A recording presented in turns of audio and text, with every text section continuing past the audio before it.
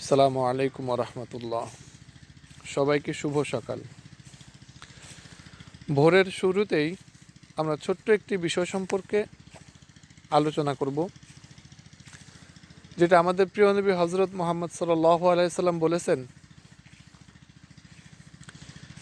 যে স্রষ্টা বা সৃষ্টিকর্তার স্মরণ যে করে এবং যে করে না, ওই দুই ব্যক্তির উদাহরণ হইল মৃত এবং জীবিতর মতো।